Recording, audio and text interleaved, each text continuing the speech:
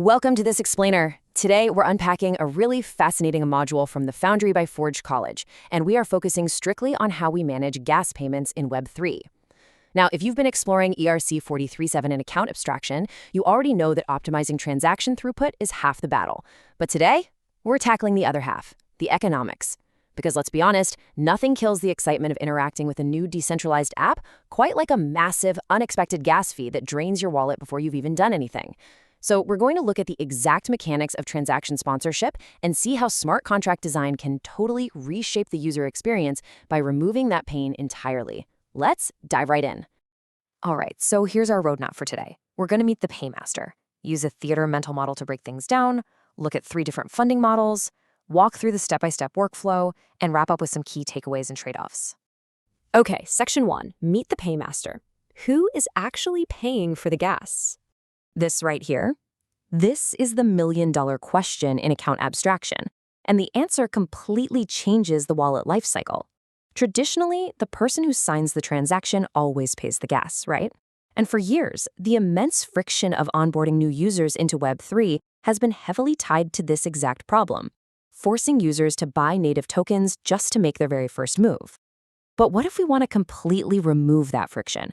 What if a dApp wants to cover the fees for its users as a customer acquisition cost, or maybe allow users to pay in a completely different token, like a stablecoin? Realizing that we can separate the act of signing a transaction from the act of actually paying for it is a monumental shift for UX. But of course, that separation requires a highly specialized new piece of infrastructure. Enter the paymaster. So the wallet still securely signs the operation, but this paymaster contract steps in during the verification phase to formally accept the financial responsibility. It basically sits right between the user's operation and the bundler. Before a bundler ever includes a user operation in a bundle to send on-chain, it essentially asks the paymaster, hey, are you going to foot the bill for this specific user? If the paymaster says yes, it provides an on-chain cryptographic proof to guarantee payment. If it says no, boom, the operation is immediately rejected before wasting any valuable network resources. The core takeaway here is that it's a beautifully clean separation of duties. The bundler gets to focus entirely on optimizing the processing, and the paymaster handles the complex economic burden of who owes what. Moving on to section 2, the theater mental model. Let's make these smart contracts a bit more tangible. I absolutely love this analogy from Forge College. Picture the entry point and the bundler as a theater stage. In this scenario, the paymaster first acts as the gatekeeper. It's verifying the ticket holder's credentials before they ever reach their seats. It's asking critical questions. Is this sender actually allowed in? Have they exceeded their daily sponsorship quota? Are they a premium user? Now, because the bundler needs to maintain incredibly high throughput to make the network viable, this gatekeeper needs to be strictly lightning fast. It relies on extremely cheap cryptographic checks that can be simulated efficiently off-chain. If the gatekeeper's checks require expensive state reads from the blockchain, it bogs down the simulation process and slows down the whole queue. So a well-designed gatekeeper is simultaneously strict on security, but incredibly fast on execution. Next up, the paymaster plays the role of the ticket booth.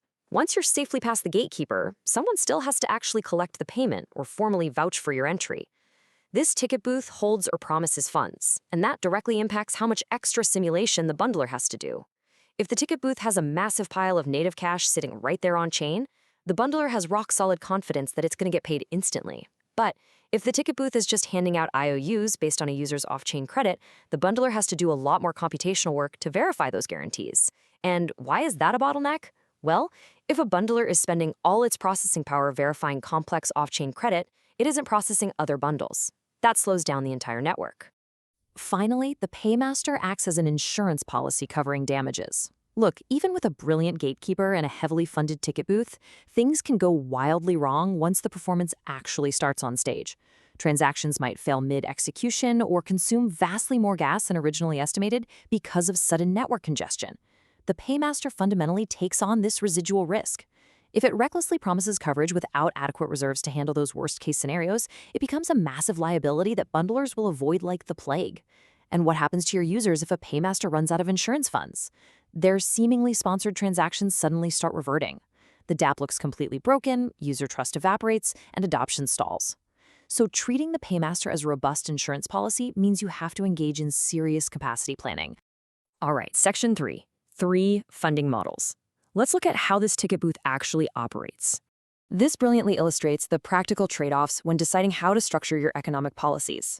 First, with the pre-funded balance model, the paymaster maintains native ETH right on the entry point contract. This gives bundlers immediate confidence and requires significantly less simulation complexity. It's super safe, but highly capital intensive. Next, consider the third-party relay or invoice model. Think of this like off-chain credit. It's a bit like running up a bar tab that requires verifiable guarantees throughout the night and settlement at a later date. This drastically reduces upfront capital requirements, but it significantly increases the reconciliation work required later on to make sure debts are actually settled.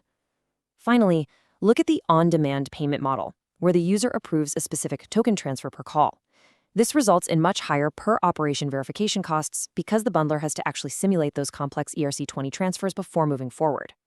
Now for Section 4, the step-by-step workflow, taking this from creation all the way to on-chain execution.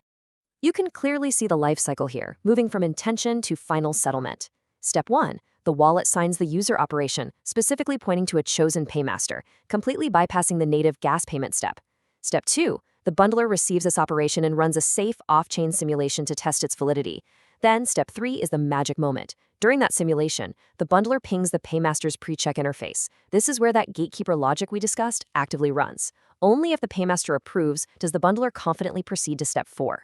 Here, it constructs the full bundle, carefully accounting for the paymaster's expected gas obligations. Finally, in Step 5, the bundle is executed live on-chain and the paymaster is called one last time to actually deduct the funds or record the invoice. Remember, every single handoff you see in this sequence is a critical operational boundary where latency can spike and trust assumptions get rigorously tested. Let's bring it all home with Section 5, key takeaways and trade-offs. What does this mean in practice? These 4 concepts represent the exact operational metrics you have to instrument to keep your system solvent and entirely predictable. Building a paymaster isn't just about writing clever smart contracts, it's about rigorous, real-time operations. For instance, if your average verification gas cost is too high, bundlers will simply drop your transactions to protect their own profit margins, leaving your users stranded. If your rejection rate suddenly spikes out of nowhere, you might be under an active bot attack trying to drain your funds. And if you're relying on that bar tab invoice model we looked at, tracking your time to settlement is absolutely critical so you don't accidentally run out of on-chain liquidity while waiting for invoices to clear. You've got to build strong financial buffers into your calculations. Balancing that friction and financial risk is the true art form of paymaster design. By the way, definitely check out forge.college to explore this exact topic, design your own contracts, and dive deeper into other fascinating Web3 concepts. Thank you for joining me on this explainer. I want to leave you with this final thought. Unconditional sponsorship is absolutely the holy grail of user experience because making actions feel completely free is what drives mass adoption. But that very same freedom maximizes your financial risk. So, how will you build your policies to balance a truly frictionless user experience with the stark financial realities of your protocol?